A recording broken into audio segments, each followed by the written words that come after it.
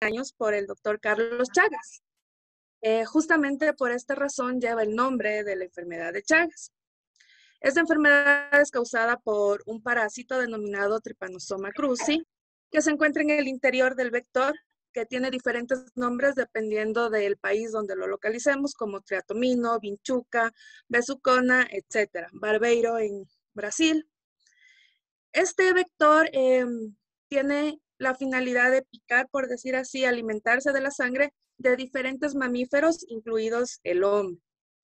Y de esta manera se transmite un ciclo o una enfermedad. ¿Por qué esta enfermedad es un poco preocupante, se puede decir, en Latinoamérica? Porque está asociada a zonas rurales, donde la pobreza es el determinante, los servicios básicos son carentes y hay una baja atención médica. Por eso, a pesar de que hay más de 100 años desde su descubrimiento, todavía no se ha podido establecer una cura o la erradicación de la misma de Latinoamérica. En un inicio, esta se encontraba centrada en lo que es el sur de nuestro país, principalmente en lo que era Argentina y Brasil. Al pasar los años, al pasar un poco el descuido de la unidad sanitaria, esta se fue propagando a diferentes países, entre esos Ecuador. Pero ahora nosotros ya podemos encontrarla en diferentes continentes. 10 millones de personas se encuentran infectadas en todo el mundo. Y esto es apenas el 10% de los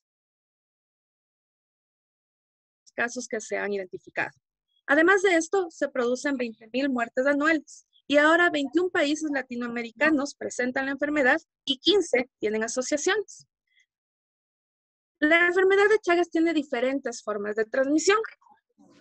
Entre estas, nosotros encontramos lo que es las transfusiones sanguíneas en menor cantidad, trasplantes de órganos, accidentes de laboratorio en muy bajos porcentajes, transplacentaria, que es de madre a hijo, la alimenticia, pero la principal es la vectorial.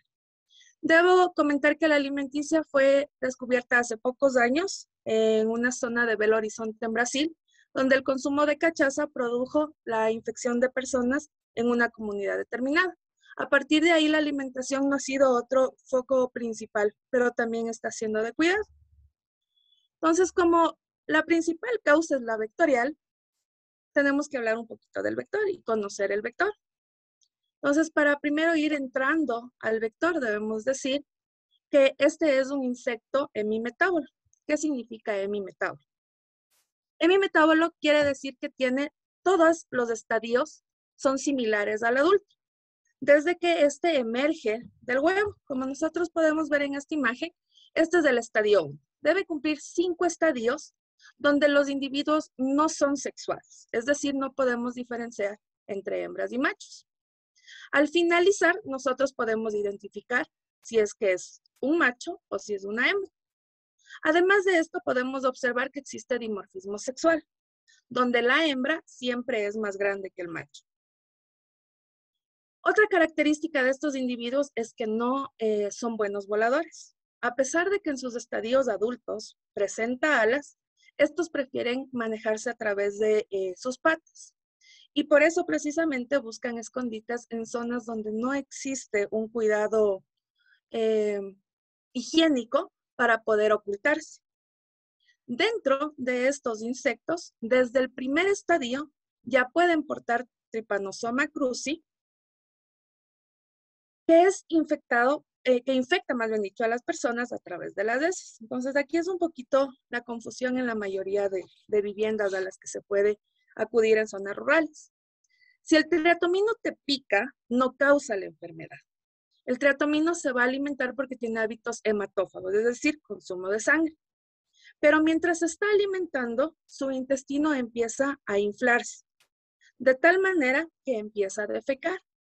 Cuando defeca el triatomino, se desprende el parásito hacia la piel. Y cuando nosotros rascamos, ingresa el parásito. El parásito, como ya les dije, se llama Trypanosoma cruzi. ¿Cómo es un poquito el ingreso del parásito? Más o menos el parásito puede estar sobre la piel hasta unos 15 minutos, dependiendo de la zona de donde nos encontremos. ¿Por qué? Porque obviamente en zonas más frías el parásito sobrevive menos tiempo. Cuando ingresa a las células del hospedero, es rodeado por una membrana. Esta membrana va a formar una vacuola. Esto se produce en aproximadamente 8 horas. Esta se llama vacuola parasitófora. En este momento, el parásito tiene dos salidas. En la una es convertirse en amastigote y permanecer en las células del hospedero por varios años, o convertirse en un tipo mastigote y salir de la célula. Estos vectores se encuentran en todo lo que es Latinoamérica. En total, nosotros tenemos 140 especies en Latinoamérica. Pertenecen a la familia Redúvido, pero dentro de la familia también existen varias distribuciones o varias divisiones. Aquí, ya. Dentro de la subfamilia Triatomine existen tribus. De estas tribus, las más importantes en cuanto a salud es la tribu Rodnini y Triatomine, porque estas desprenden los triatominos que tienen el Trypanosoma cruzi o Rangeli, pero nosotros nos vamos a centrar en cruzi, en su interior. En nuestro país existen en total 16 especies.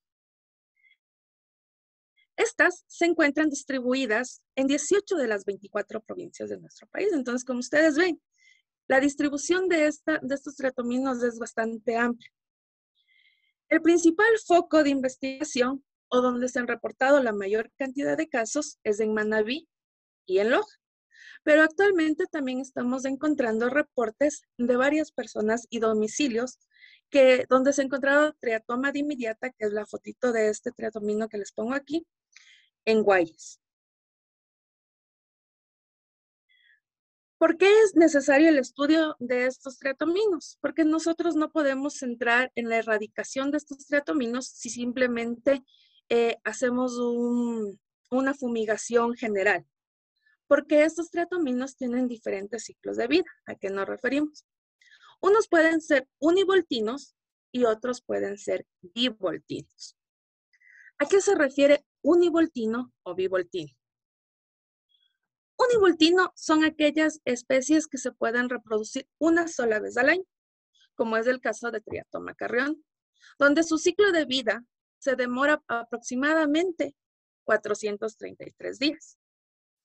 Pero hay especies que son bivoltinas, es decir, que se pueden reproducir más de 2 veces al año. Y esta, por ejemplo, es Pastrongylus. En esta solo se demora su periodo 186 días.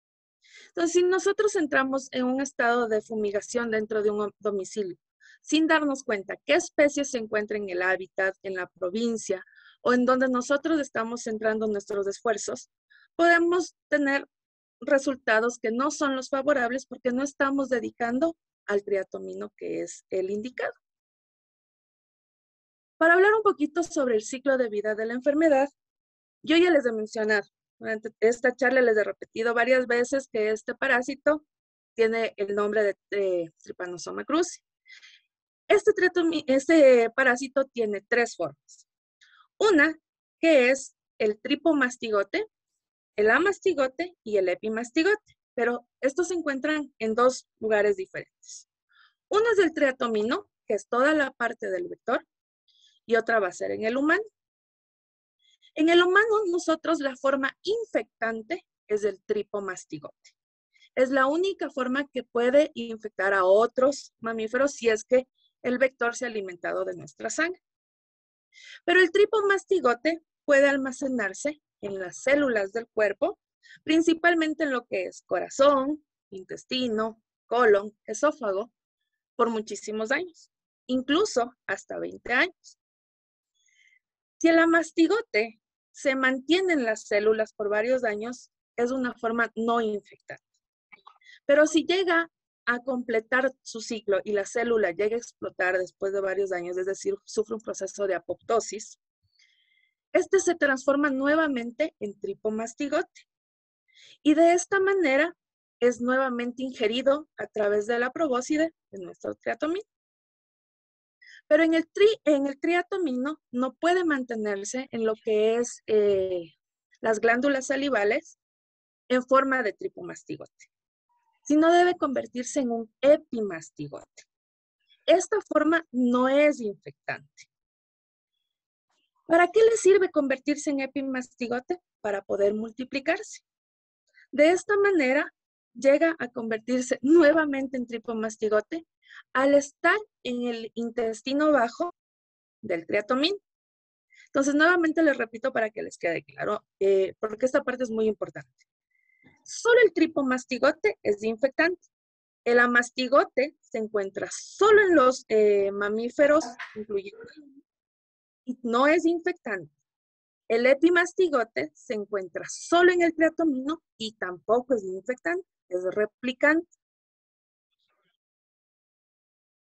El Chagas presenta 3 fases que la mayoría de médicos o investigadores las dividen en 2. Yo primero les voy a hablar de las 3 y después nos centraremos en cómo se les habla actualmente. Que es la fase aguda, la fase indeterminada y la fase crónica. La fase aguda ocurre de 4 a 14 días y la mayoría de casos son asintomáticos. Pero en varias personas se puede presentar un malestar general, que puede ser confundido con lo que es una gripe pasajera o un resfriado. Y lo que hay es inflamación de los ganglios. La fase indeterminada no presenta síntomas y puede darse a lo largo de 10 a 20 años. Algunas personas la fase indeterminada la incluyen dentro de la fase crónica. La fase crónica es ya cuando yo les conversé que la mastigote llega a colapsar tanto la célula que ocurre la apoptosis. En este momento se presentan afecciones cardíacas y en muchos casos la muerte súbita. Como un dato curioso, en la provincia de Loja hace varios años, más o menos de 1993-94, había muchos reportes de ataques al corazón y muertes por ataque al corazón. Después de varios estudios se dieron cuenta que este ataque al corazón o muertes súbitas que eran escritas en los reportes médicos eran realmente por la enfermedad de Chagas. Desde ahí se hizo trámites para que en la Cruz Roja, justo con nuestras pruebas de ELISA, de donde nos ven SIDA, hepatitis, también se revise si es que tenemos o no la presencia de Chagas. Bueno, entonces vamos a hablar ahorita un poquito sobre las 2 fases como ahora las determinan en la mayoría de centros de salud, que es la etapa aguda y la etapa crónica. La etapa aguda es la parasitemia detectable. ¿Por qué? Porque hay una gran cantidad de tripomastigotes que se encuentran en el torrente sanguíneo. La etapa crónica es un poco más complicada ya que se encuentran en forma de amastigotes. Y como ustedes pueden ver en porcentajes, el 70% es de personas asintomáticas, es decir, que no presentan ninguna evidencia de la enfermedad. Y apenas del 30% presenta algún malestar. Y finalmente todos, si es que no tienen la salud controlada y no tienen un medicamento a la mano, pueden derivar en lo que son malformaciones cardíacas, problemas digestivos e incluso neurológicos. Ok. En la primera etapa, que es, podemos nosotros encontrar 2 evidencias. No ocurre en todas las personas, pero en algunas se ha podido demostrar. Y muchos confunden lo que es el signo de Romaña con el chagón, pero son 2 estructuras diferentes. El signo de Romaña es cuando el triatomino ha defecado cerca de los ojos. Por esto ocurre una inflamación en lo que es la dermis de nuestra cara.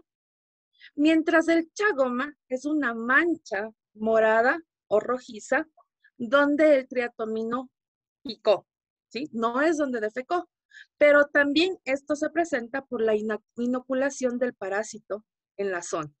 Entonces tenemos que tener claro que romaña y chagoma son totalmente diferentes y solo se encuentran en la primera etapa, es decir, máximo 2 días después de lo que el insecto se alimentó. Después desaparece.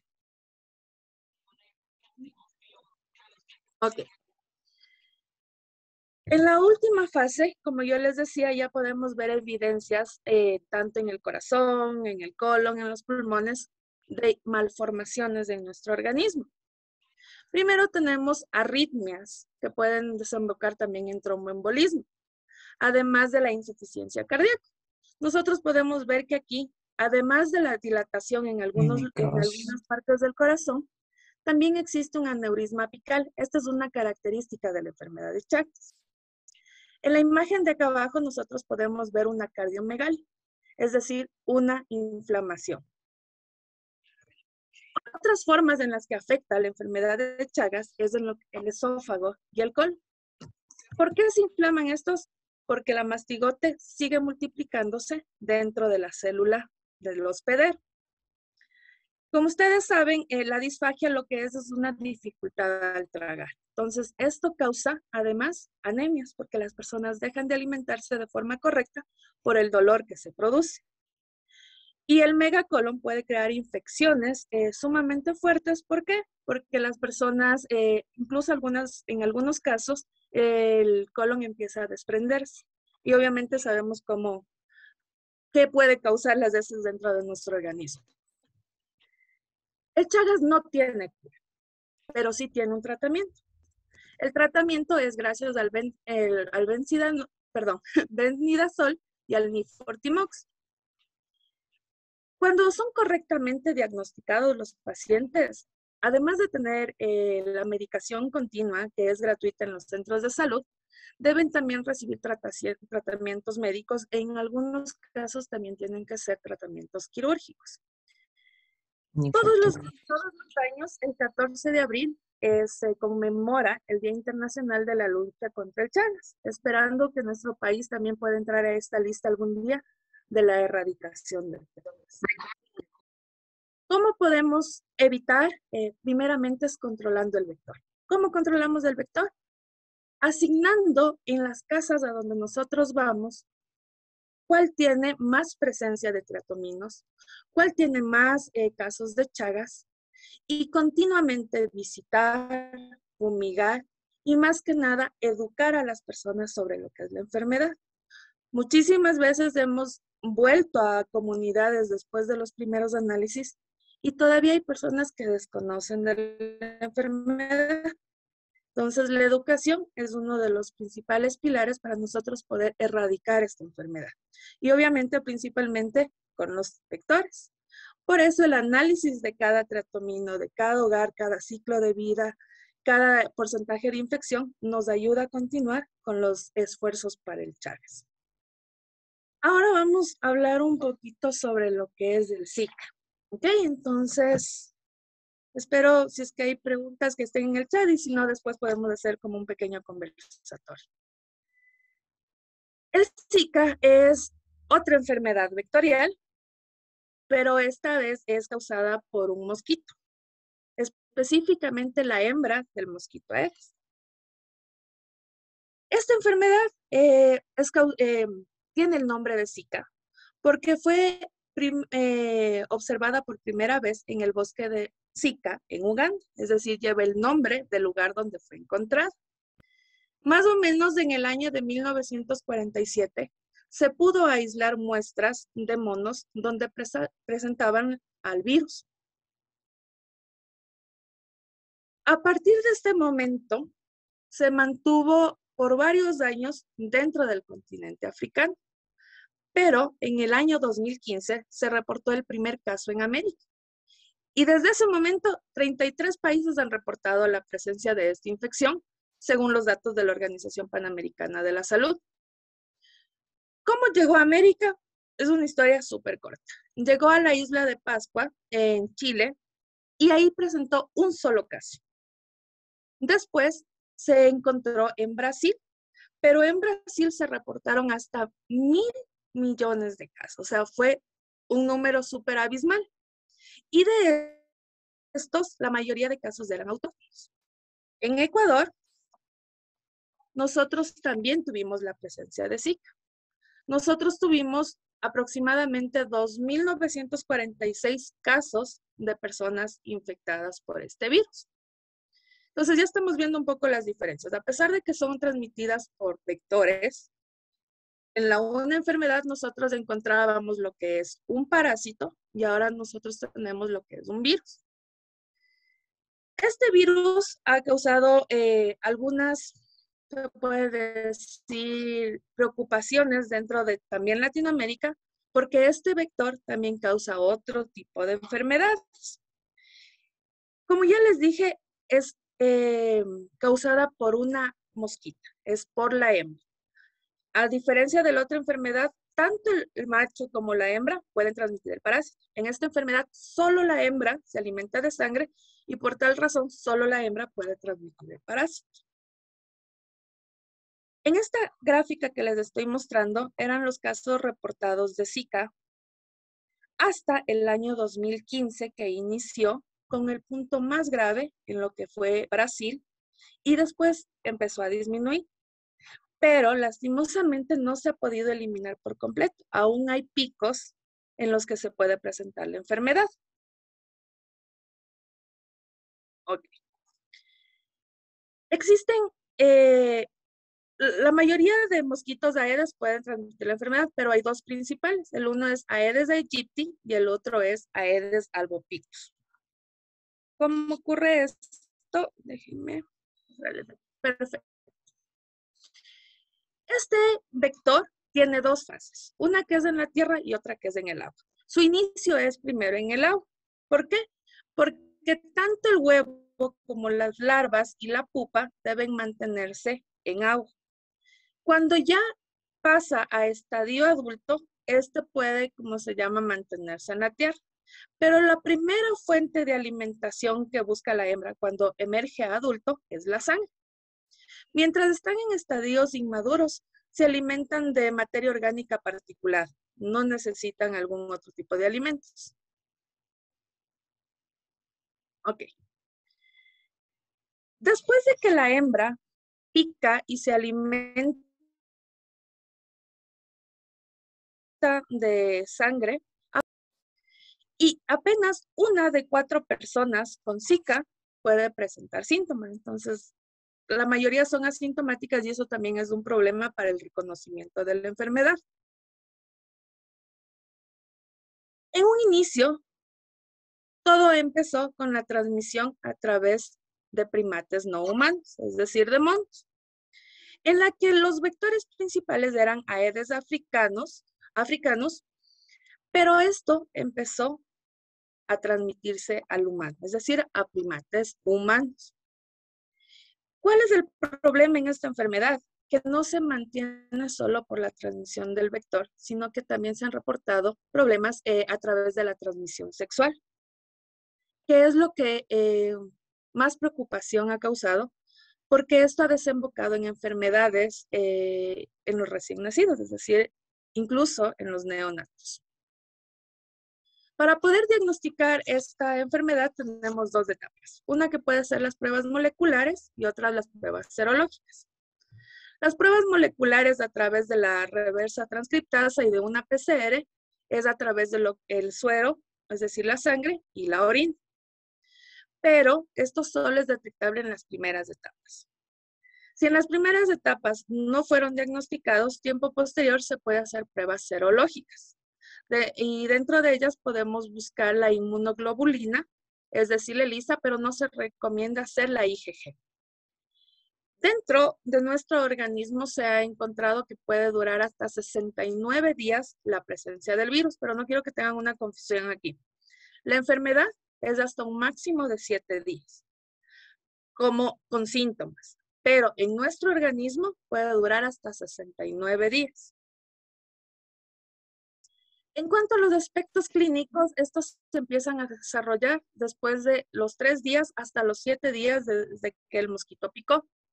La enfermedad dura aproximadamente 7 días y como ya les dije, la mayoría de pacientes son asintomáticos o oligosintomáticos, que quiere decir que no presentan todos o con la fuerza que debería. Dentro de los síntomas que nosotros encontramos en Zika, encontramos erupción en la piel o lo que se le conoce como el rash en 90% de las personas sintomáticas. Después de esto, nosotros encontramos fiebre. La fiebre puede llegar tranquilamente hasta los 40 grados y por eso varias personas han tenido que ser hospitalizadas, pero comúnmente se mantienen los 38, 39 grados. En un 65% de las personas se ha podido determinar dolor en las articulaciones e incluso este permanece después de los 7 días. La conjuntivitis es otro factor con un 55% en los pacientes, el dolor muscular en 39% y el dolor de cabeza con cefaleas aproximadamente el 45%. Hay un porcentaje muy bajo que es la hematospermia, que significa sangre en el momento de la eyaculación en los hombres. Pero esto es apenas porcentajes muy bajos, no llegan ni siquiera al 10%. Los resultados que se transmiten estaban relacionadas a microcefalias en recién nacidos. Algunos análisis demostraron que se encontraba el virus tanto en los tejidos cerebrales como en la placenta. Y esto producía muchísimos casos, más que nada en Brasil. En nuestro país no se han reportado, pero en lo que es del resto de Latinoamérica sí han habido casos de microcefalia. Esta imagen que les estoy mostrando es cómo se puede evidenciar la presencia del virus dentro del neonato, es decir, cuando este todavía se encuentra en el vientre materno y el virus ya empieza a afectar. Aquí hay un caso muy interesante, antes de pasar. Se ha demostrado que la transmisión de Zika puede darse a través, como ya hemos visto, del vector hacia los primates, hacia el humano, del hombre a través de transmisión sexual con la mujer, pero no se ha evidenciado de mujer hacia el hombre. Los 3 casos que fueron analizados en el 2016 fueron casos de personas sintomáticas que transmitieron el virus a las mujeres, pero hasta ahora no se ha reportado si es que una mujer puede transmitir la enfermedad a través de relaciones sexuales hacia el hombre. El tratamiento. Tampoco hay un tratamiento específico para el Zika, ¿pero por qué? Primero porque si nosotros somos contagiados de Zika, generamos una especie de inmunidad, es decir, no podemos volvernos a contagiar de la misma. Durante los primeros días, obviamente, se aconseja la medicación de los galenos de la unidad donde se encuentren y el descanso, y también abundante agua. No la automedicación, sino siempre igual acudir al médico. Pero ahora, en la actualidad, sí se ha encontrado que esta inmunidad que se presenta puede llegar a durar hasta unos 15 años, pero después de 15 años podría existir una reinfección. Todavía estos casos no son 100% comprobables y están estudios en una universidad en Holanda.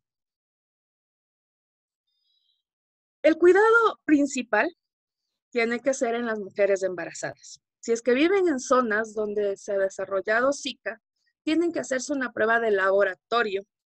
Esta tiene que ser a través del suero o del líquido amniótico.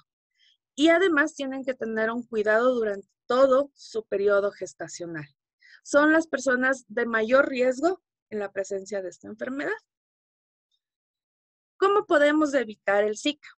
Principalmente es manteniendo limpio nuestro hogar, tapando todos los recipientes que no tengan abertura en el agua, tener productos insecticidas que no contaminen el medio ambiente, pero que nos protejan a nosotros. En zonas donde la presencia de los mosquitos Aedes es más frecuente, utilizar toldos para dormir, no acumular recipientes con agua sucia. Es lo que yo les puedo dar sobre lo que es la enfermedad de Chagas y un poquito sobre lo que es Zika. Espero que les haya quedado claro un poquito de la información. Gracias. Muchas gracias a ti, Anabel. Estuvo todo muy claro, excelente ponencia. Tenemos 2 preguntas de nuestros participantes. Primero, ¿cómo es el tratamiento del Chagas en cuanto a la posología? Bueno, principalmente nosotros cuando llega la enfermedad de Chagas o cuando se tiene un paciente diagnosticado con la enfermedad de Chagas, lo que se hace primero es derivar al Ministerio de Salud Pública. El Ministerio de Salud Pública se encarga de monitorear mensualmente y ellos presentan la información necesaria para cada uno de ellos. Nosotros desde la parte entomológica no tratamos directamente con los pacientes, por eso nosotros los derivamos a lo que es del Ministerio de Salud, que es el ente competente para tratar a cada uno de ellos. Muchas gracias. Segunda pregunta. ¿Los antirretrovirales son un buen tratamiento frente al Zika? Ok. Principalmente lo que se recomienda cuando se tiene Zika es el paracetamol, pero antivirales no son recomendados. Y como les mencioné y les repito, nunca es bueno la automedicación, siempre obviamente ir al centro de salud más cercano y esperar que, además que nos hagan la prueba y confirmación de Zika, tengamos el tratamiento adecuado. Lo más recomendable es el descanso, tomar líquidos y lo que el médico nos diga, pero los antivirales no son recomendados. Listo. Esas han sido todas las preguntas de nuestros participantes. Ha estado todo muy claro de nuestra parte. Muchísimas gracias por tu ponencia, Anabel. Esperamos que todas las dudas de nuestros participantes hayan sido resueltas. Te esperamos en Muchas una gracias. próxima ponencia. Ahora vamos a dar lugar a nuestra segunda ponente, quien es el licenciado Paul Quinotova. Él es licenciado en Ciencias Biológicas Ambientales por la Universidad Central del Ecuador. Tiene maestría en Salud Pública en la Universidad Internacional del Ecuador. Es analista técnico del Centro de Referencia Nacional de Vectores del INPI. Con experiencia en enfermedades tropicales, métodos de control de vectores, vigilancia entomológica y monitoreo de vigilancia de resistencia a los insecticidas. Sin más que agregar, le damos la bienvenida al licenciado Paul Quinotova, quien nos hablará del dengue chikungunya. El espacio es todo suyo, licenciado. Bienvenido. Muy amable, muchas gracias por la invitación a todos ustedes y a los participantes que nos encontramos el día de hoy para analizar esta pequeña charla. Por favor, me confirman si es que están visualizando mi pantalla. Sí, ahorita sí, muchas gracias. Ya, perfecto. Bueno, esta es una pequeña charla en la cual vamos a hablar a profundidad de varios aspectos que involucra tanto en alrededor del análisis de la enfermedad del chikungunya y el dengue. De manera inicial, ya como hablaron en la charla anterior, tanto el dengue como el Zika y el chikungunya son enfermedades arbovirales. Lo que quiere decir es que son enfermedades exclusivas para su dispersión mediante vectores artrópodos. Entonces, como ya se mencionó de igual forma, Aedes aegypti es el principal vector, tanto para dengue, Zika y chikungunya. Estas dos enfermedades, el dengue, pertenecen a diferentes subfamilias. En este caso, el dengue pertenece a la familia Flaviviridae y el chikungunya a la familia Togaviridae.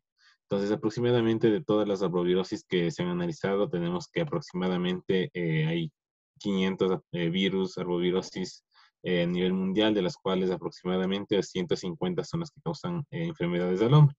Entonces, como habíamos mencionado, Aedes aegypti es el principal vector y principalmente estas enfermedades, tanto el dengue, el chikungunya, el Zika, son enfermedades del área tropical. Entonces, lo que les he puesto aquí en una imagen es que es la distribución actual de Aedes aegypti, principalmente se encuentra asociada hacia toda el área tropical a nivel mundial. Sin embargo, y claro, ¿no? Entonces su distribución hace que afecte a varias poblaciones ubicadas dentro de este tipo de ecosistemas. Sin embargo, se prevé que igual con el asunto de el cambio climático y procesos adaptativos, puede ser que estas enfermedades se desarrollen hacia áreas ya no tan cálidas, un poco más frías, en las cuales permitan que el vector se adapte completamente a estas condiciones. Ya iniciando con lo que es exclusivamente el dengue, esta es una enfermedad infecciosa sistémica y dinámica. Se refiere sistémica porque comprende una serie de un ciclo que requiere la interacción entre el vector y el hombre. Este también en un inicio fue una enfermedad una enfermedad de manera episódica, entonces fue en un inicio con un contacto igualmente entre monos en el África, entonces la igual interacción entre el hombre hace que se rompa hay este vínculo, haya esta interacción con el mosquito vector y por ende pase hacia una siguiente fase. Algunos de los casos de dengue son asintomáticos, la mayoría son confundidos, al menos por ser enfermedades febriles, se subnotifica dentro de los sistemas de vigilancia nacional, entonces es importante también tomar en cuenta este aspecto. Al momento no hay una vacuna, un tratamiento específico que nos garantice la cura de la enfermedad, sino sin embargo siempre se tratan todos los malestares, fiebres, entre otras complejidades que hay dentro del desarrollo de la misma. El único método de transmisión es un método vectorial en el cual incluye un mosquito, en el cual llega al ser humano, te pica, realiza un ciclo interno de replicación y en el cual vamos a ver ya más adelante cómo se da el desarrollo de los síntomas.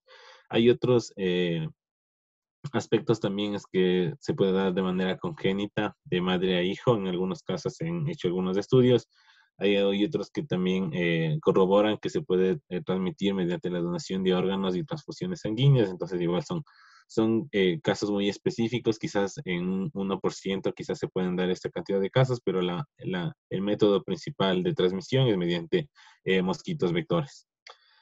Aquí tenemos una clasificación. Al momento tenemos, antes se hablaba de dengue clásico y de dengue hemorrágico, pero a su vez la Organización Mundial de la Salud estandarizó estos términos en el cual dejó al dengue clásico en una división de dengue con signos de alarma y dengue sin signos de alarma, y al dengue hemorrágico lo catalogó como dengue grave. Entonces aquí también es importante, y les he puesto aquí una imagen, es que el dengue tiene cuatro serotipos. Hay uno descubierto recientemente en el 2013, que es un asunto igual súper importante que ya lo vamos a analizar posteriormente.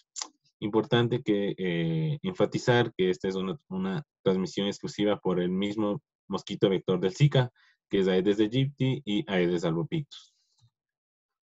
Ya en cuanto a la epidemiología de las arbovirosis, aquí les presento, básicamente es cómo se ha desarrollado el dengue desde el año 2018 hasta el año 2021. Entonces, si es que ustedes ven, hay siempre en la región de las Américas ha habido una prevalencia por dengue y ha sido una de las principales enfermedades que ha afectado a los sistemas de salud, porque requiere de mucho trabajo, mucha inversión, vigilancia, laboratorio. Entonces ha sido siempre un problema para toda la cadena de vigilancia y respuesta del Ministerio de Salud. Sin embargo, vemos aquí cómo el chikungunya ingresa en las Américas a finales del 2013, con sus primeros casos en el 2014 en el Brasil. Posteriormente, en el 2015 hay una triple circulación de dengue, de chikungunya y de Zika, en los cuales incrementan favorablemente los casos de dengue, y posteriormente en el año 2016 ocurre un mayor brote de casos por Zika.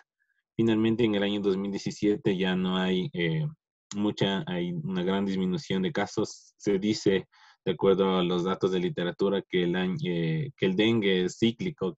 Esto quiere decir que se presentan en brotes de 3 a 5 años, pero esto es como que un factor no tan determinado, debido a que todas las arbovirosis se encuentran asociadas a factores ambientales como la precipitación, el fenómeno del niño, las condiciones de vivienda, entre otros factores. Entonces, es más o menos no tan específico este patrón que puede ser de manera cíclica. De ahí a finales vemos como el dengue siempre ha prevalecido en la región de las Américas. Vemos como que el Zika ya ha desaparecido, y finalmente vemos que todavía tenemos pequeños reportes de chikungunya en algunos países de las Américas, principalmente en el 2021. Continuamos teniendo casos por chikungunya en Belice, Brasil y Guatemala. Entonces, aproximadamente igual, les digo, todas estas enfermedades arbovirales ponen en riesgo de contagio aproximadamente 500 millones de personas. Ahora en el Ecuador, estas enfermedades, primero vamos a lo que es el dengue. Entonces, si es que ustedes ven, estos son datos del 2021. en los cuales ubicamos las provincias con más prevalencia de casos. Entonces vemos que la provincia de Guayas, Manabí y Esmeraldas son las que más reportan los diferentes casos a nivel nacional y son por ende las provincias que mayor han sido afectadas y siempre han permanecido con este mismo problema de salud pública que es el dengue. Sin embargo, vemos que en las tasas de incidencia ya el dengue tiene otra perspectiva. Hablamos tasa de incidencia cuando ya realizamos una comparación con una población que puede estar en riesgo. Entonces vemos que el cantón de Gualaquiza, si no me equivoco, creo que es en el Oro, o parte de Loja, entonces tiene una mayor tasa de incidencia de dengue, seguido de Puerto Viejo, que igual mantienen el 13.10. Entonces son poblaciones que se encuentran de una manera más vulnerables para la transmisión de dengue. Por otro lado, también vemos que si es que se realiza un análisis epidemiológico por grupos etarios, vemos que el grupo mayor afectado es entre los 20 y los 49 años. Entonces, principalmente son las poblaciones en las cuales se ha detectado el mayor número de casos por dengue. Si podemos ver igual en la gráfica inferior derecha, vemos que entre hombres y mujeres no parece haber una diferencia entre el reporte de casos. Ya, en cuanto, ahora vamos a revisar lo que es la cadena epidemiológica. Entonces, como todo ciclo, tenemos una cadena en la cual hay un agente causal, un reservorio, una puerta de salida, un método de transmisión, puerta de entrada y una susceptibilidad. Dentro del agente causal, aquí tenemos que en el Ecuador se han circulado durante todo este tiempo. El dengue es, creo que, reportado por primera vez en el Ecuador en el año de los 70 y ha circulado los 4 serotipos de dengue. Entonces estos, como habíamos revisado antes, pertenecen al género de los flavivirus. El reservorio es el mismo ser humano, no hay otro reservorio natural, un reservorio silvestre, es el mismo hombre el cual alberga el virus. Una puerta de salida es la piel mediante la picadura del mosquito. Como vimos, el método de transmisión es únicamente hacia la picadura del mosquito Aedes aegypti. Una puerta de salida que vuelve a ser la misma piel porque el mosquito se infecta y realiza dentro de su organismo el método de replicación. Entonces, al momento en que un mosquito viene, pica a una persona que estaba contagiada con dengue, el mosquito empieza a procesar el virus dentro de sus glándulas salivales, va a otra persona susceptible que no tiene la enfermedad, le pica y automáticamente el intercambio de succión de sangre y la saliva del mosquito hace que éste sea infectado. En cuanto a la susceptibilidad, principalmente puede atacar a cualquier ser humano, principalmente las personas más vulnerables son las mujeres embarazadas y los niños, y más que todo también los adultos mayores, que debido a sus condiciones pueden presentar comorbilidades, ya sean persistentes, y pueden hacer que se complique la enfermedad durante todo su desarrollo. En cuanto aquí a los serotipos de dengue, es algo que ya les había mencionado antes, tenemos el reporte de 5 serotipos total de dengue. Lo importante de cada serotipo es que si es que te contagiaste de algún tipo de serotipo de dengue, te vuelve únicamente inmune para el serotipo que te contagiaste, digamos, que no, te dio dengue tipo 1, entonces tienes únicamente inmunidad para ese tipo de serotipo, ya sea que igual si es que estás en una área de influencia que circula otro serotipo, nuevamente te puedes volver a infectar. Entonces esto es importante también para lo que es el asunto de vigilancia. Entonces, por eso es que dice aquí que cada serotipo proporciona una inmunidad específica. No tenemos inmunidad cruzada, entonces estamos nuevamente expuestos a un nuevo contagio. En cuanto todos los serotipos pueden provocar enfermedades graves, aunque hay algunos, como dice en el punto 5, que se dice que el serotipo 2 y 3 representan como que un potencial epidémico debido a su fácil transmisibilidad y más que todo su tipo es un poco más agresivo. En algunos casos presentan igual variación genética independiente. Y en el Ecuador encontramos que hasta el 2020 tenemos la circulación de dengue 1 y dengue 2. O sea, estos datos de saber qué tipo de dengue circula dentro del país Es súper importante para los métodos de vigilancia debido a que la población se encontraría susceptible hacia el ingreso de otro serotipo, como puede ser el dengue 3 o el dengue 4, en los cuales si es que una población no es, se encuentra completamente vulnerable, el ingreso de cualquiera de estos serotipos puede afectar en mayor parte de las puede aumentar la morbilidad y en algunos casos también la mortalidad por este tipo de serotipo. Entonces, por eso también es que parte de la misión y el trabajo de la OMS es que monitorear en cada una de las regiones la circulación de estos serotipos, y es por eso es que aquí es que vemos cómo ha avanzado desde el año 1995 la circulación. Entonces tenemos que principalmente en el inicio en la región de las Américas circulaban el serotipo 1 y serotipo 2, mientras que en México ya circulaba el serotipo 3. Si nos vamos a la gráfica del 2018, vemos que en la región de Brasil ya tenemos una predominancia de circulación de serotipo 3.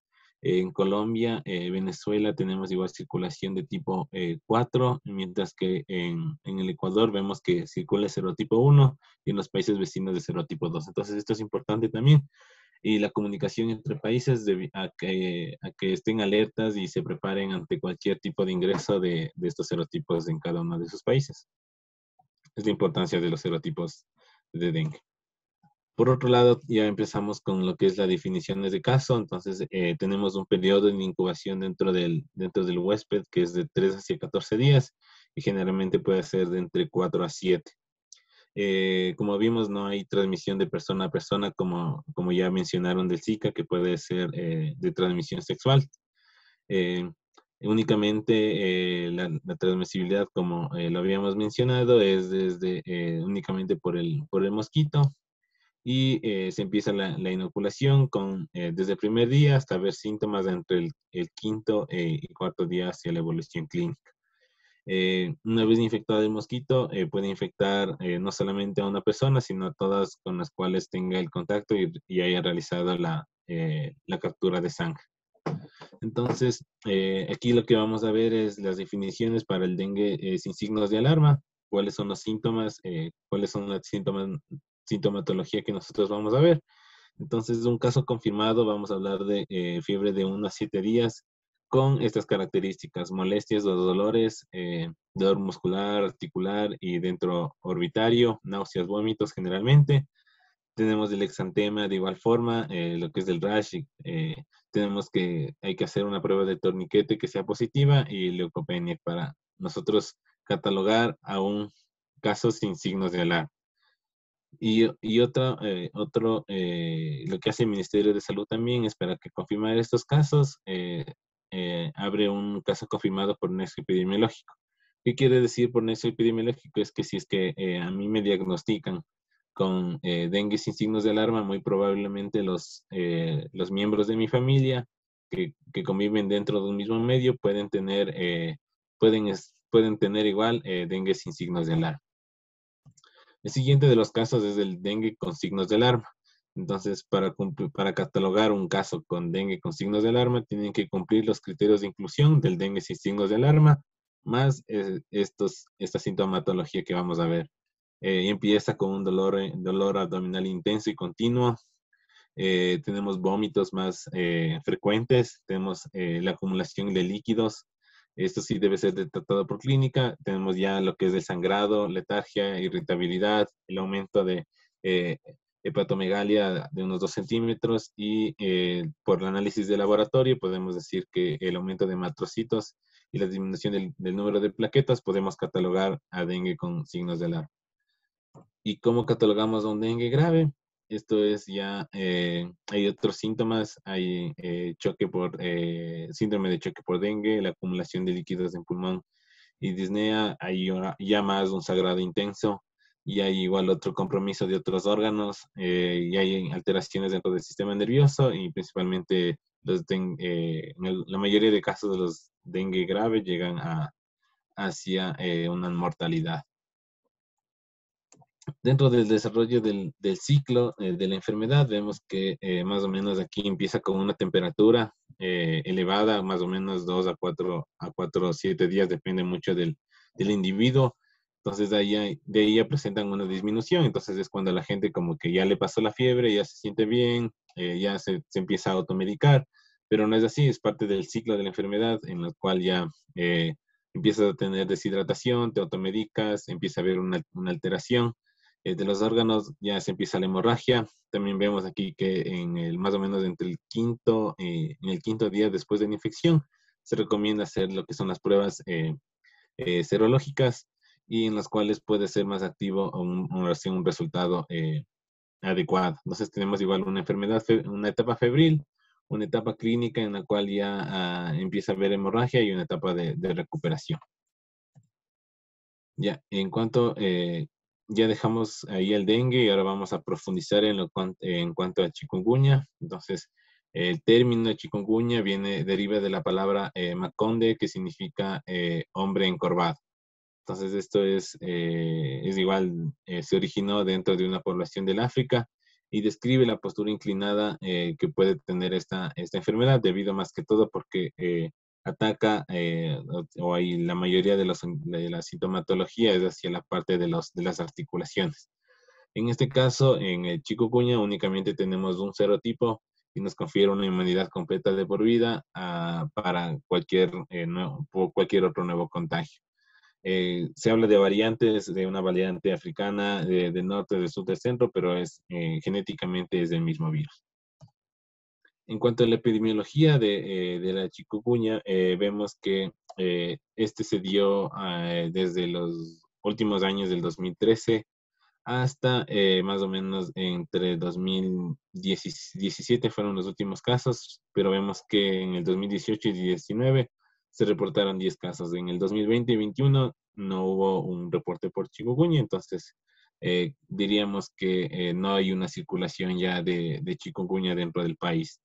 Pero sin embargo, vemos que en los datos del 2017, la enfermedad con mayor número de casos fue Esmeraldas, fue Guayas, igual Manabí y Santo Domingo. Entonces fueron los puntos más claves, igual en los cuales se desarrolló la enfermedad. Entonces, principalmente en Manabí, igual como hubo esta afección del terremoto en el 2016, fue donde se repuntaron algunos casos dentro de estas localidades, en los cuales igual deterioró a todo el sistema de salud. Aquí, igual que el dengue, tenemos una cadena epidemiológica muy parecida. Únicamente cambia lo que es el agente causal, que es de otro tipo de virus. Este es un alfavirus. Y de ahí tenemos que prácticamente todos nuestros puntos de la cadena son los mismos al dengue. Entonces, es igual parte de una enfermedad febril. Entonces, ya estos puntos ya los hemos revisado. Dentro de las definiciones, vemos que tenemos igual un periodo de incubación que puede durar a partir de 10 días después de transmitirlo de una persona susceptible hasta el inicio de síntomas. Recuerden que igual tenemos que tener un periodo de incubación hasta que se haya una completa replicación del virus y desde ahí tenemos el primer día de síntomas en los cuales nosotros podemos predecir más o menos en dónde yo me puedo haber infectado. El periodo de transmisibilidad es igual de que el dengue no se puede dar de persona a persona, sino que es necesario que sea involucrado dentro de de un vector. Hay un periodo infectante para el mosquito dentro del ser humano, produce la viremia de 4 a 5 días y el mosquito igual es infectante durante 34 días dependiendo del ciclo de vida. Hay algunos también que se dicen que hay una transmisión placentaria vía madre virémica. Y aquí tenemos únicamente dos tipos. Tenemos un caso sospechoso y los casos confirmados. Entonces, para el caso sospechoso, tenemos que el paciente debe tener una fiebre superior a los 38,5, artralgia severa o artritis de comienzo agudo, es porque igual ya afuera, ¿cierto?, de otras complicaciones médicas. Y es importante también saber si es que ha visitado alguna área epidémica o endémica en donde haya esta enfermedad.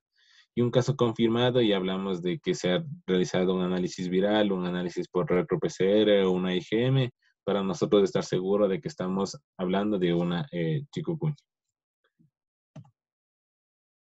De igual forma que el dengue, este tiene igual algunas fases. Tenemos una fase aguda, que es prácticamente en la fase en la cual te pica el mosquito. Tenemos un periodo de incubación como vimos de 3 a 7 días.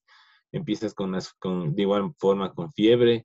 Aquí diferencias porque ya tienes dolores articulares, tienes lo que son las ronchas y tienes síntomas similares a lo que es el dengue, como dolor de cabeza, náuseas, hinchazón de los ojos. Tenemos una fase subaguda, que esta puede ocurrir después de unos 3 meses de tu primera infección, en las cuales nuevamente te vuelven los dolores articulares y generalmente puedes tener afección hacia los vasos sanguíneos. Y tenemos finalmente una fase crónica que esta puede darte entre 2 hasta 3 años después de haber contraído la enfermedad, con igualmente dolores articulares, fatiga, debilidad prolongada y severa. Entonces sí tiene una amplia repercusión dentro del tiempo. Ya, y aquí les he colocado un gráfico en el cual se puede guiar mediante aspectos clínicos en los cuales podemos diferenciar estas 3 enfermedades, esas 3 arbovirosis. Entonces tenemos el dengue, el chikungunya y el Zika. Entonces, generalmente el motivo de consulta o la patología en sí tiene síntomas específicos en los cuales fácilmente pueden ser de guía. Sin embargo, la fiebre no siempre puede estar acompañada hacia cualquiera de estas enfermedades, sino que debe analizarse previamente un cuadro clínico más amplio. Pero aquí podemos ver que para el dengue siempre vamos a tener fiebre o mialgia. Aparte de que chikungunya sí es más específico, este dolor de las articulaciones y la fiebre. También tenemos síntomas muy parecidos entre leves y moderados, pero les he señalado los que son más representativos. Entonces, poliartrigias, en el dengue no tenemos, son completamente ausentes. Sin embargo, en chikungunya es muy alta la frecuencia. La poliartritis también es diferenciada de dengue porque no tenemos, a diferencia de chikungunya que también es. Otra diferencia representativa en síntomas clínicos es que la hepatomegalia es igual un signo de alarma dentro del dengue, mientras que en chikungunya no tenemos. Quizás también otro es el dolor abdominal intenso, que igual es ausente en chikungunya. Entonces son más o menos factores clínicos en los cuales puede ser una guía para hacer un correcto diagnóstico. Sin embargo, por todo este asunto de que no solamente son estas zonas de enfermedades febriles, se requiere de un análisis de laboratorio. Entonces, por eso que igual los sistemas de vigilancia, cuando se sube algún caso a algún sistema, al sistema nacional, requiere de una prueba de laboratorio que certifique o que garantice que se trata de un dengue, ya sea sin signos, ya sea con signos, sea dengue grave, sea sea Zika o sea chikungunya. Entonces, es necesario que se realice un diagnóstico de laboratorio para tener más claro el desarrollo de esta enfermedad. Entonces, como ya habían mencionado en la parte anterior, tenemos igual una detección por ARN viral en las etapas tempranas de la infección, en las cuales tranquilamente un PCR en sangre o en un suero podemos ver el análisis del desarrollo de los picos mediante premios específicos que nos garanticen el resultado de una infección. Hablamos aquí de una detección directa porque es más específico a que una detección indirecta por serología. Entonces, si utilizamos serología, tenemos que tener en claro que sí debe ser entre los 6, del sexto al séptimo y octavo día de presentar los síntomas para que nuestra prueba IgM, nuestra ELISA o por una inflorescencia, detecte los anticuerpos de la IgM. Entonces, ese sería los días óptimos para realizar al paciente la prueba y detectar correctamente una infección ya sea por dengue o por Zika, perdón, por chikungunya. Entonces, de ahí posteriormente se recomienda que se realice una segunda muestra después para cualquiera de estas dos enfermedades. Entonces es importante también el diagnóstico de laboratorio. Debe ir muy acompañado de la parte clínica. Ya, y entonces, desde puesto aquí nuevamente para analizar que los métodos de control que tenemos para cualquiera de estas dos enfermedades, ya sea el dengue o la chikungunya, el método de transmisión, que es por la picadura del mosquito, es el principal en el cual se ha esforzado a nivel de país y de Latinoamérica en general para detener la transmisión de cualquiera de estas enfermedades. Entonces, como ustedes saben, yo les hablé desde manera inicial que tanto el dengue y el chikungunya son enfermedades asociadas muchos a los determinantes de la salud. Tenemos factores socioeconómicos en los cuales nos pueden decir que una vivienda es más, un sector es más vulnerable por el mismo hecho que albergan, como ya había mencionado, que el mosquito es el primer vector, se cría dentro de reservorios de agua. Entonces, las poblaciones generalmente de escasos recursos no tienen acceso al agua potable, almacenan.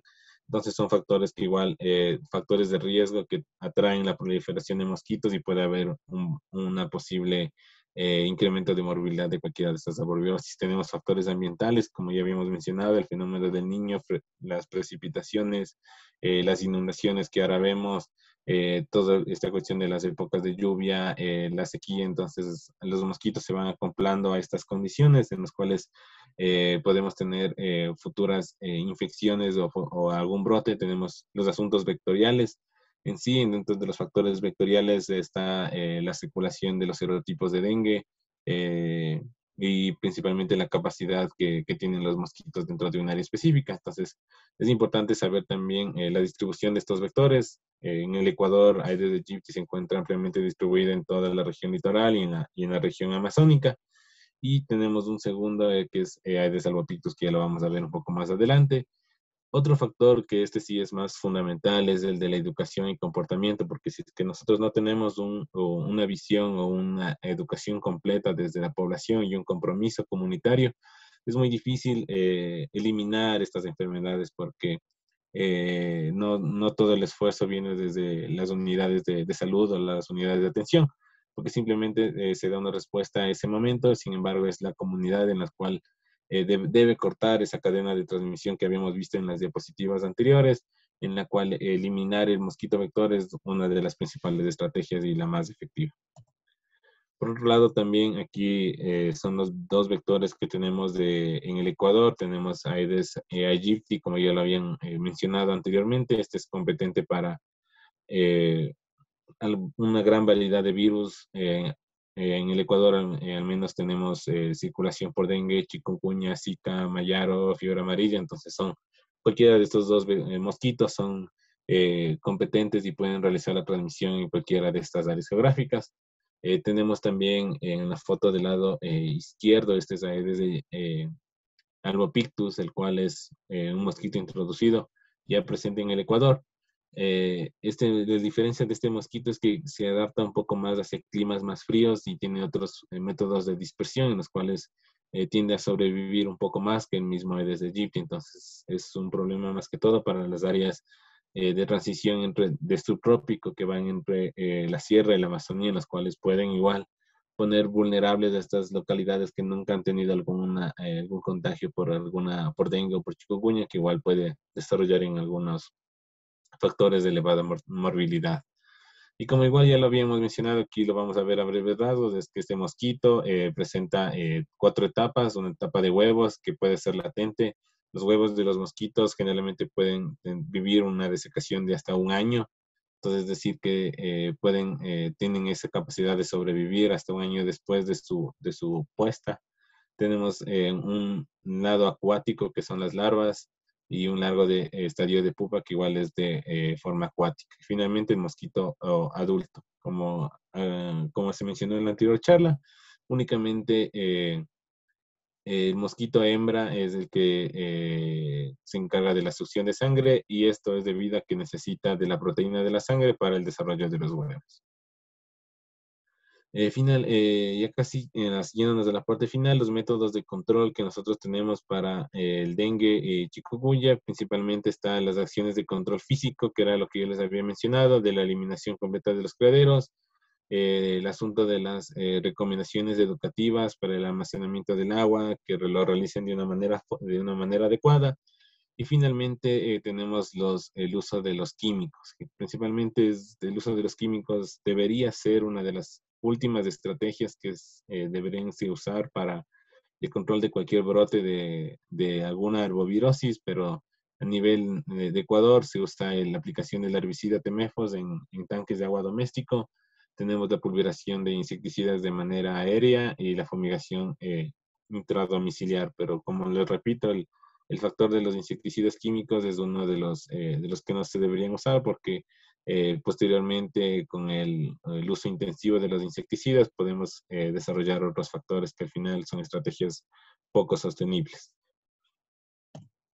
Ya, bueno, no, aquí ya es la última diapositiva que les voy a presentar. Entonces tenemos aquí la EGI-Dengue, que es prácticamente una de las estrategias que apoya la OPS, que es la integración ya de varios sectores para la eliminación de estas enfermedades. Entonces, como ustedes ven, la EGI-Dengue se compone de un aspecto epidemiológico, que es lo que básicamente habíamos revisado, que es analizar la incidencia de casos por cada una de las áreas específicas que nos da información en la cual nosotros podemos realizar o elaborar alguna estrategia en base a una evidencia de casos. Tenemos el manejo integrado de vectores que involucra ya al equipo de control vectorial, el mismo hecho de la comunicación, la participación, las charlas, el ingreso de varios sectores también. Tenemos lo del medio ambiente, también esto ya viene eh, con con las características del vector, de manipular tanto tipo de ecosistemas en los cuales, o lagos o charcos en los cuales se pueden desarrollar los mosquitos. También tenemos el ente importante que es la atención al paciente, mismo hecho de que se transmita esta información de no automedicarse para estas enfermedades, debido a que no tenemos un tratamiento específico, no hay una vacuna para el dengue. Entonces es importante también que los niveles de atención también lleguen a poblaciones en las cuales no hay más que todo un alcance. Tenemos el eje de laboratorio también, que los vimos ahí a breves rasgos, que es uno de los muy importantes también, porque determinan de una manera u otra, tanto de cualitativa, cuantitativa, un método de diagnóstico rápido. También tenemos la comunicación social. Entonces, son estos también, o sea, son partes de todos de una estrategia también que se deben sumar, y esto también es parte de lo que último se viene haciendo de los enfoques One Health, en los cuales se involucren no solamente a una unidad de salud, al ministerio, sino ya sean partícipes varias instituciones con un solo propósito. Muchas gracias.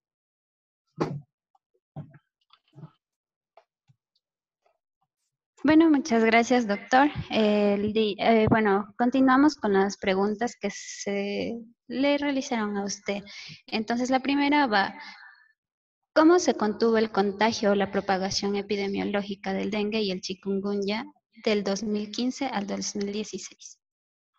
Ya, eso sí es parte de, como fue chikungunya un brote, entonces sí se sumaron varias estrategias, no solamente el uso del manejo del ambiente, el mismo hecho de que ya la población ya no fue tan susceptible, empezó a tener cierto grado de desarrollo de anticuerpos. Entonces básicamente las mismas poblaciones ya no podían ser afectadas. Sin embargo, también igual el esfuerzo de las estrategias de control de vectores apoyan también a la disminución de las poblaciones de mosquitos. Gracias, doctor. La siguiente pregunta es, ¿cuáles son las consecuencias que pueden desarrollar la población por el uso de insecticidas químicos? Ya, este sí es un problema bien grande porque al final los insecticidas de uso en salud pública ya no vienen a ser efectivos, entonces no tenemos una mortalidad como tal de los mosquitos. Entonces al no morirse los mosquitos tenemos igual una continua proliferación de mosquitos adultos, tenemos el continuo ciclo de contagios de la enfermedad. Entonces, básicamente, un no uso adecuado,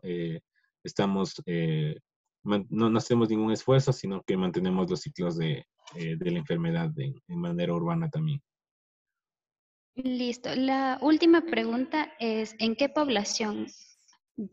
la población con baja educación, en la cual hay mayor información sobre dicha enfermedad y cómo es su propagación, ¿cuál sería la mejor herramienta para evitar el dengue? La mejor estrategia que ahora se viene trabajando y son parte de las directrices de OPS es que se trabaje de manera articulada con varios sectores. Entonces es parte fundamental de esta de la educación, el mismo de que se les capacite a las poblaciones en el tapar los tanques, en tener limpio su vivienda, de destruir los mismos criaderos, de que ellos sepan cómo se da la enfermedad, que simplemente no se, el mismo hecho que no se automediquen ya ayuda bastante porque no, no se puede decir, no perjudica tanto a las unidades de salud, porque muchas veces se automedican, no hay desabastecimiento, los mismos medicamentos no tenemos, entonces es parte de estas estrategias de comunicación, que ellos sean informados, sepan qué es lo que tienen que hacer, que tienen que acudir a un médico, básicamente sería eso el gran grupo de estrategias que tendríamos. Listo, muchas gracias por toda la información que nos prestó el día de hoy y continuamos con el doctor José Sánchez, que es el docente de la Universidad UTE de las cátedras de Infectología, Medicina Tropical y Microbiología Médica y Odontología. También presenta una maestría en Epidemiología en Salud Pública en la Pontificia Universidad Católica del Ecuador, una maestría en Infectología y Medicina Tropical en el Instituto de Medicina Tropical Pedro Coury, La Habana, Cuba. También es médico con estudios en Medicina Familiar y Salud Pública en énfasis de Infectología. Buenas tardes, doctor Sánchez. Le damos paso a esta ponencia. Buenas tardes con todos. Muchísimas gracias por la invitación. No sé si me pudieran permitir presentar la pantalla, pues te agradecería mucho.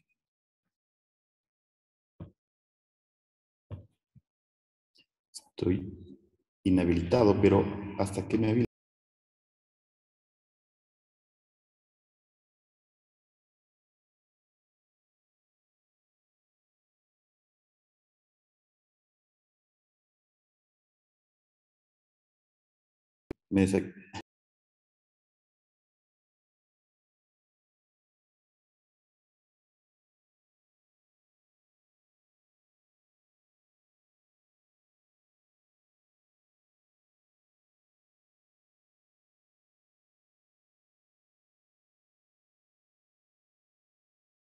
Disculpen un momento, chicos, ya.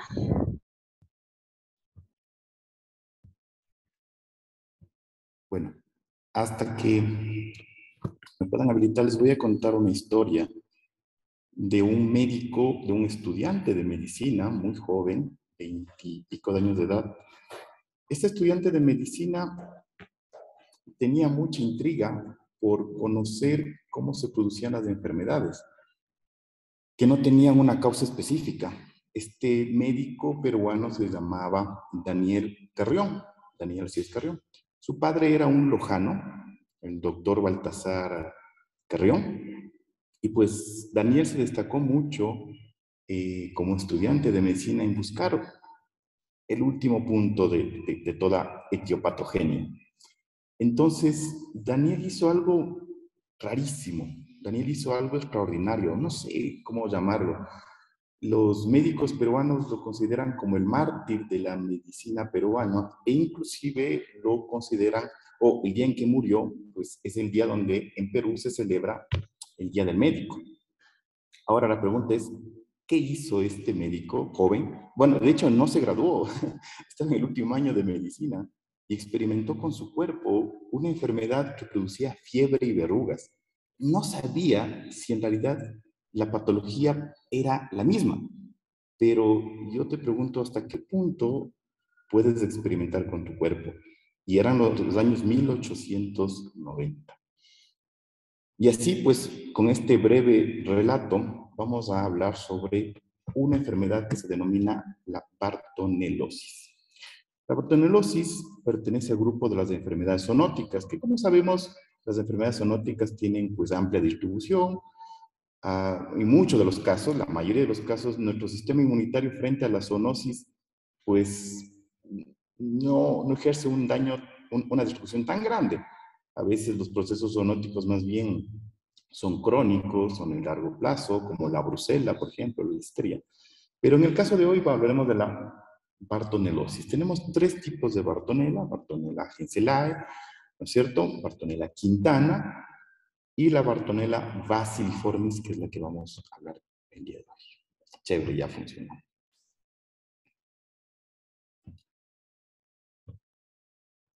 Listo.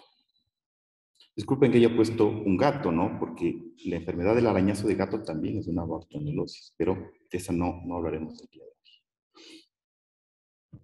hoy. Bueno, las bacterias del grupo Bartonella tenían, como Anabel sabe, muchos cambios en la definición de las bacterias, o cómo se los define poco a poco. Es muy vinculado el grupo de las bartonelosis a los procesos zoonóticos emergentes, es decir, aquellos que están apareciendo masivamente. Les mencionaba en el preámbulo de esta reunión los principales que afectan al ser humano, ¿no? Bartonella quintana, basiliformis y henselae. Hay una cuarta que también está emergiendo últimamente. Ahora, imagine usted una bacteria intracelular que tiene la capacidad de infectar el endotelio y al mismo tiempo va a infectar también el eritrocito. Ahí ya nos da la idea a futuro de que va a producir un proceso febril y anémico. Y si tenemos una bacteria que infecta al endotelio, también tendremos una verruga. Pero ¿no le parece a usted muy interesante que una bacteria pueda producir trastornos vasoproliferativos, un proceso de angiogénesis patológica? Qué interesante y qué, pues, si se pudiera dominar a esa bacteria, el poder generar una angiogénesis, nuevos vasos en procesos terapéuticos, sería algo maravilloso. Pero en este caso es un factor de virulencia que está produciendo esto, ¿no? Entonces, la Bartonella, las características únicas y común es la capacidad de causar lesiones vasoproliferativas. Como le mencioné previamente, afecta al endotelio como resultado de la invasión celular, la supresión de la apoptosis, y si suprimo apoptosis, pues tengo un crecimiento, una inducción de la proliferación, lo que genera un crecimiento vasoproliferativo. ¿Ok? Muy bien. Aquí tenemos al personaje del día de hoy, tenemos a una bacteria en la cual, como usted puede apreciar, voy a tratar de señalar.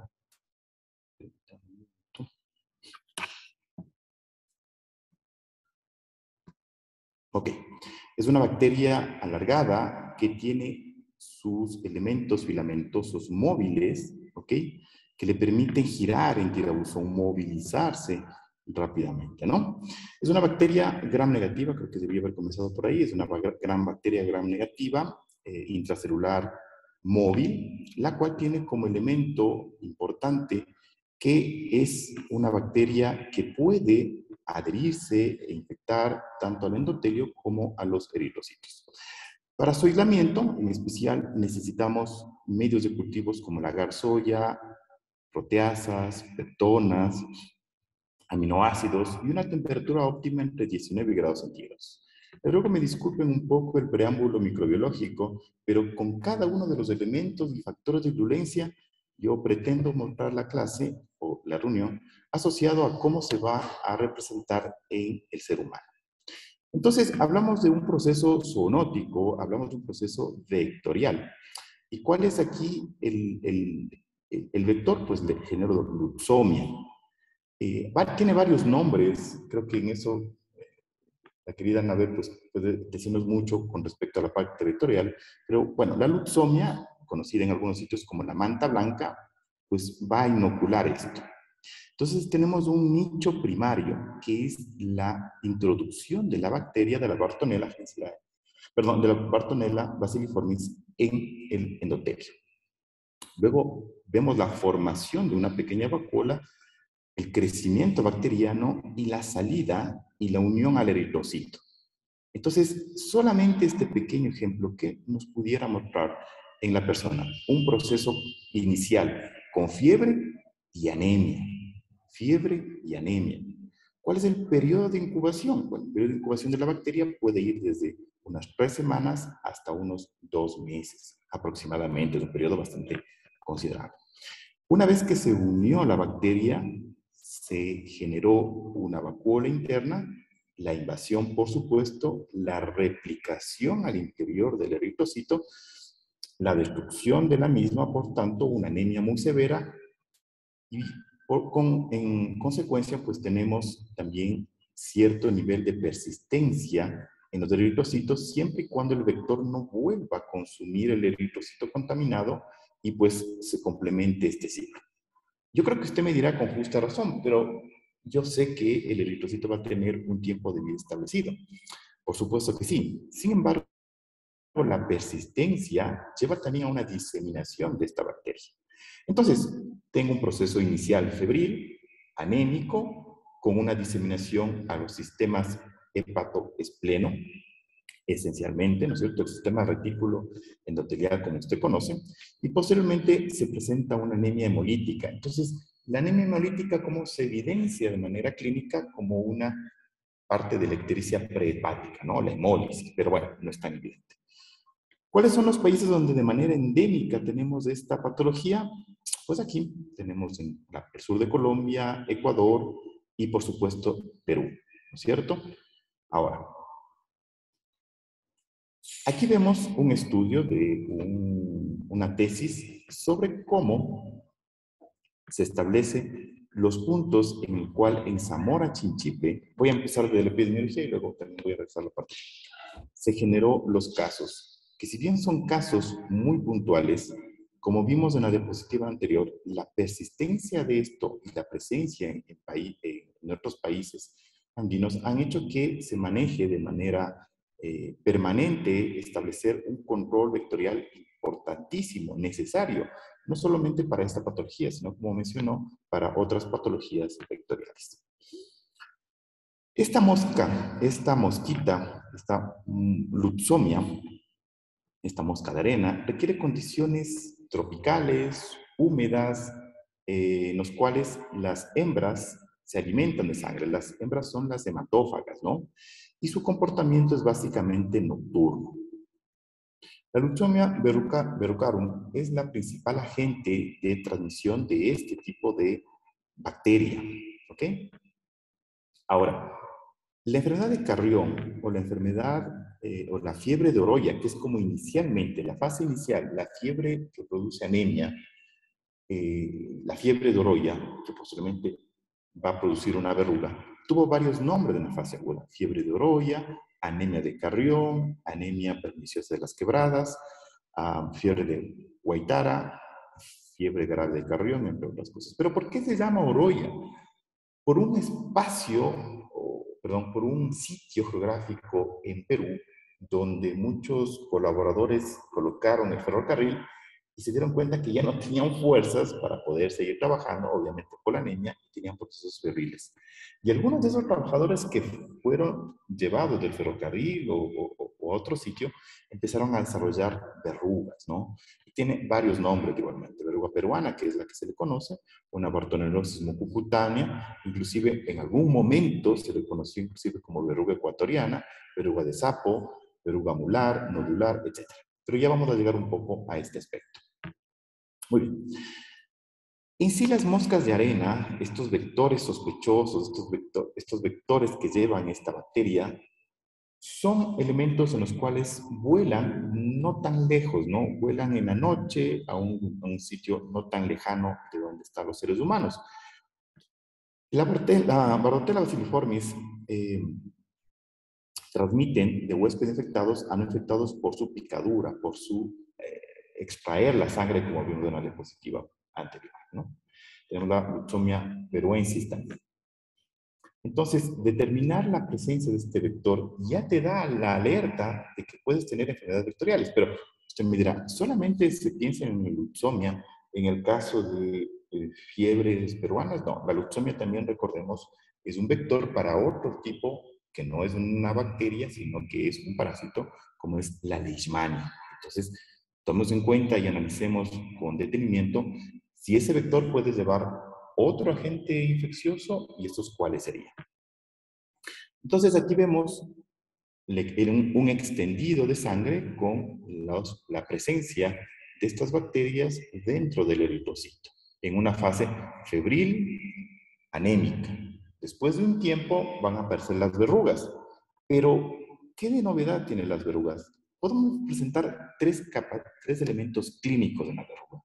Una diseminada, una verruga miliar, que viene del francés milium, como trigo, por eso le llamaban verruga de quinoa también, porque como vemos son pequeños nódulos muy dispersos. Tenemos una forma de una verruga mular, una verruga que es única. Vamos a ver acá. Exacto, una verruga acá. Este es un paciente ecuatoriano, por cierto. Una verruga nodular. Y tenemos una tercera forma también, que es mucho más diseminada, ¿no? Entonces, de las dos principales tenemos la miliar, la mular y la nodular, y la mixta también. Ok, entonces, esta bacteria busca, por tanto, la diseminación, la introducción en los glóbulos rojos, la estimulación del sistema retículo endotelial, la intensa eritrofagocitosis de macrófagos, las células histocíticas que resultan en una anemia muy grave e inclusive a una extravasación. Vamos a ver un gráfico en algo que recree esta imagen, ¿no? Fíjate este caso. Es una lesión miliar, como usted comprenderá, pero como existe daño vascular y al mismo tiempo destrucción de los eritrocitos, ¿qué ocurre con este bebé? Tenemos extravasación, tenemos un sangrado profuso, muy intenso, muy característico de las lesiones miliares. ¿Cuál es el riesgo de este bebé? Bueno, el riesgo de este bebé es, por supuesto, la persistencia de la bacteria, pero también el riesgo de una infección sobreañadida, ¿no? Muy bien. Entonces, aquí vemos cómo deforma, cómo se adhiere y deforma el eritrocito. Entonces, ¿qué ocurre con un eritrocito deformado? Normalmente el eritrocito, como usted conoce, es una célula flexible para poder caber en el endotelio, que exista un intercambio gaseoso. Pero si tengo un eritrocito dentro, perdón, si tengo la bacteria dentro del eritrocito, esta célula, este matie, cambia y se vuelve muy rígida. En algunos casos, choca contra el endotelio y se fragmenta. Entonces, no cumple la función de intercambio gaseoso y eso coadyuva o tiene un mal pronóstico también en la generación de la hemorragia y la anemia. Entonces, los síntomas pueden ser muy promórficos, muy amplios, desde un proceso febril anémico hasta un proceso de verruga miliar, un proceso mular, es decir, un único nódulo, o un proceso diseminado también. ¿Okay? Y en algunos casos, inclusive, el paciente pudiera pasar por estar completamente asintomático, lo cual es un problema, porque, a ver, si no tengo síntomas, si no tengo elementos clínicos notables, pues básicamente no consulto o desconozco que tengo el proceso infeccioso, es una infección, y pues puedo tener consecuencias complicadas a futuro. Esto es lo que se trata, es una de las teorías, ¿no? Es un modelo de cómo puede generar esto. Si el ser humano a futuro pudiera desarrollar una tecnología como la tiene la bacteria de generar vasos sanguíneos, sería algo muy interesante y una base importante para la medicina, ¿no es cierto? Tejidos que no tienen vascularización, por medio de estos elementos que si se pudiera dar, se generaría pues mayor elemento de supervivencia. Entonces, ingresa la bacteria, estimula los factores mitogénicos directamente e inhiben la apoptosis. Y si inhiben la apoptosis, pues tengo la generación de mucha más vasos sanguíneos, ¿no? Y la colonización respectiva. El factor estimulante, lo que genera la bacteria es algo muy similar al factor estimulante de crecimiento endovascular. Entonces, esta generación ayuda a que se disemine muchísimo esta bacteria. ¿Cómo hacemos el diagnóstico? Yo creo que eso es responsabilidad de todo profesional que está en contacto con personas febriles en zonas tropicales. Y créame que es un reto muy apasionante el poder establecer con prontitud, con exactitud, de manera exhaustiva, un paciente febril en el cual, si no se le pasa a usted, no le está condenando a un proceso crónico o de largo plazo. Eso se aplica para muchas enfermedades zoonóticas y febriles en zonas endémicas principalmente. Y aquí sí me gustaría acotar algo que nuestro anterior expositor pues lo manifestó muy bien, ¿no es cierto? Es decir, muchos factores en los cuales la susceptibilidad social de estos pacientes no llegan a consultar al profesional por, por movilización, aspectos sociales, aspectos económicos. Y por tanto, mi recomendación es que cuando usted encuentra un paciente febril en una zona endémica, valore mucho ese encuentro para encontrar, para hallar, para que le dé noción de cuál es el elemento que está desencadenando ese proceso. Un diagnóstico rápido, seguro, es realizar un frotis de sangre con una tinción de Hiemsa o Wright, o también Romanowski en algunos casos, donde ya se pueda apreciar pues, la presencia de esta bacteria dentro del eritrocito, este bacilo, cocobacilo, o bueno, bacilo, dentro del eritrocito, ¿no? Este es un caso ecuatoriano. Aquí vemos claramente cómo los eritrocitos están punteados. Los eritrocitos están manchaditos dentro de cada bacteria, y dentro de cada eritrocito muchas bacterias, y por lo tanto no va a ejercer la función de intercambio gaseoso del eritrocito, y también el acúmulo de las pequeñas, el crecimiento que se pudiera dar, y de una otra manera, pues, la perpetuidad de esta bacteria. ¿Cómo hago el diagnóstico? Aparte de un diagnóstico clínico, un diagnóstico de gota gruesa y de tinción, existen pruebas como también el inmunoblot o el PCR, que por supuesto tiene una alta especificidad. Aquí lo traje, perdón que es en inglés, pero quería demostrarles la alta especificidad en pruebas como el inmunoblot y el PCR, casi tan importantes como la muestra o el frotis de sangre. ¿Cuál es lo relevante? Que podamos, como profesionales de salud, detectar de manera adecuada, precoz, tomando en cuenta la epidemiología de la zona, el riesgo que esto se pudiera dar. Acá vamos el tiempo de incubación, que ya les había mencionado, que va entre 21 días de promedio en un rango de 10 a 270 días, muy amplio, pero bueno, se pudiera dar. Dentro de las técnicas inmunológicas de inmunotransferencia, pues tenemos estas, donde se establece también el carril de, perdón, está acá, es control, donde se aprecia pues los diferentes elementos de diagnóstico de bandas de inmunotransferencia para poder establecer con certeza. Son técnicas avanzadas, son muy buenas, son excelentes, pero la accesibilidad de la persona que está trabajando en una zona como Zamora, Chinchipe, como en Loja, ¿no es cierto? Quizá no tenga los recursos y por lo tanto valore siempre usted la parte clínica, la parte epidemiológica para establecer la sospecha. Aquí vemos otro ejemplo.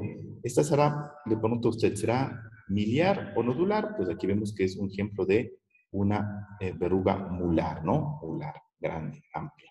No es pequeña como la milium, ni tampoco es única como la nodular. Este que ya la mencionamos, pues se encuentra aquí abajo, la lesión miliar.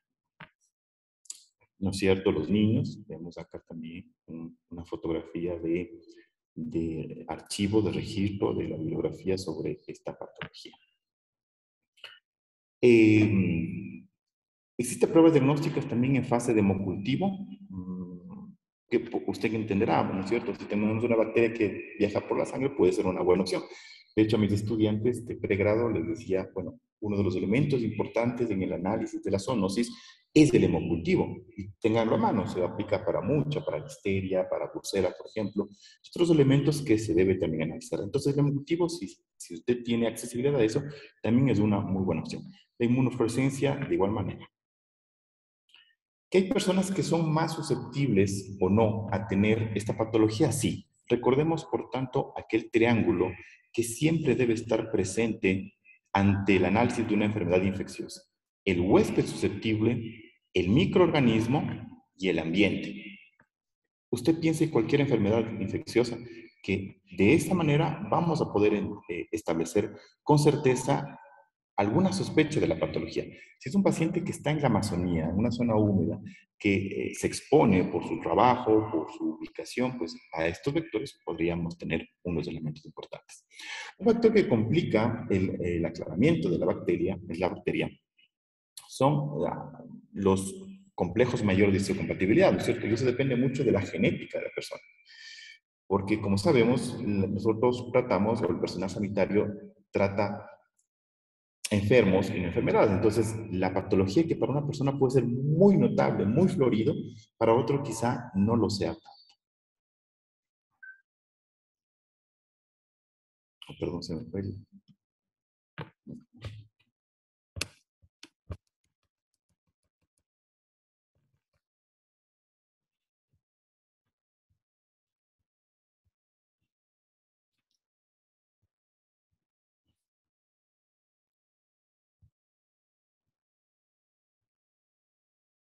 Ya. Para finalizar, antes de finalizar, usted me dirá, falta el tratamiento. Hablamos de la fisiopatología, hablamos de la microbiología, hablamos de la clínica, el diagnóstico. ¿Dónde está el tratamiento? Bueno, existen varios esquemas de tratamiento. Dentro de los que pudiera desarrollar como los más importantes, tenemos el cloranfenicol por al menos 10 días. Tenemos también la rifampicina durante 10 a 14 días, también como los dos elementos, los dos medicamentos más importantes para el tratamiento, pero un tratamiento de largo plazo, de al menos 2 o 3 semanas. Pero un esquema estandarizado a nivel global no lo hay. ¿Por qué no hay un esquema estandarizado a nivel global? Porque solamente afecta a 3 países y por lo tanto es muy complicado, es muy dificultoso, quizás sea la palabra, en analizar, pues, cuáles serían el esquema adecuado. Pero la pauta inicial son rifampicina, streptomicina también es un buen medicamento, ese es intramuscular, durante al menos 10 o 14 días. ¿Ok? Entonces, la recomendación final sería, analicen con mucho cuidado, con una buena historia clínica, un examen físico, una anamnesis y, por supuesto, el aspecto de la epidemiología que es relevante, ¿no? Aquí les pongo los que estén interesados, está la historia completa de cómo pues, el estudiante de medicina, Daniel Carrión, pues hace su descubrimiento y cuál es el legado que deja a los médicos peruanos. Listo. Yo les agradezco este espacio para conversar de esta patología que es muy emergente, ¿no?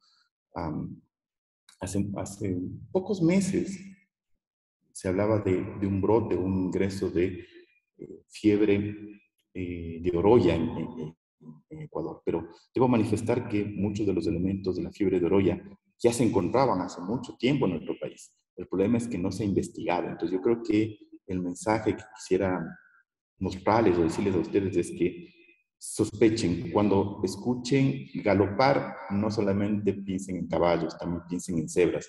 Y piensen, por favor, que si bien tenemos última tecnología para muchas enfermedades infecciosas, las que más sufren enfermedades infecciosas endémicas son gente que no tienen recursos.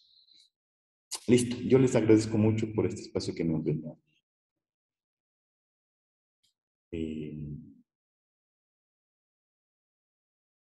Muchas gracias.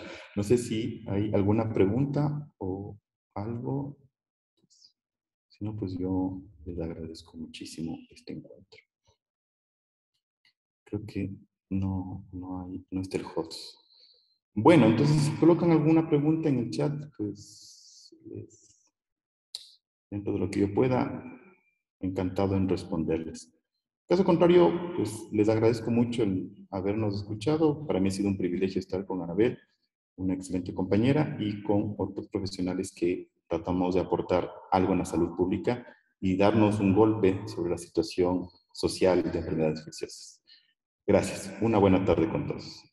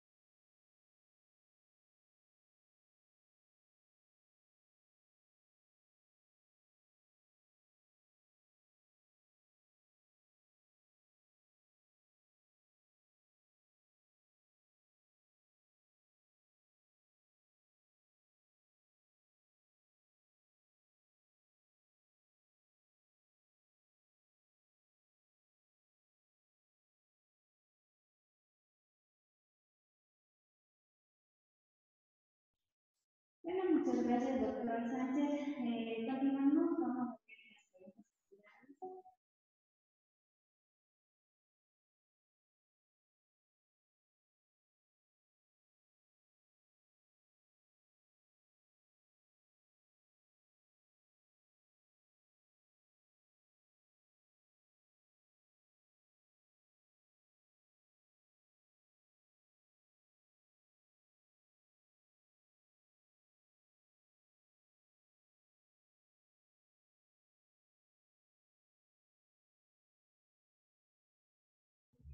Bueno, la primera pregunta es, en cuanto a la inmunidad, ¿esta puede presentar un recontagio por el mismo tipo de bacteria? Bueno, en realidad sí se ha descrito recontagio, aunque tome en cuenta que la persistencia de la bacteria suele ser por mucho tiempo. Entonces, durante ese tiempo puede crear algo de inmunidad. La dificultad radica en que la inmunidad humoral pues no va a llegar obviamente dentro del endotelio. La inmunidad celular sí intervendría, pero no de una manera amplia. Por tanto, el recontagio es posible. Listo, muchas gracias, doctor. Es la única pregunta que nos han planteado aquí, pero se le agradece mucho por habernos ayudado con esta información. Gracias, chicos. Espero un momento hasta poderles compartir el Kahoot para darle un premio que es un manual de microbiología. Entonces, por favor, nos esperamos.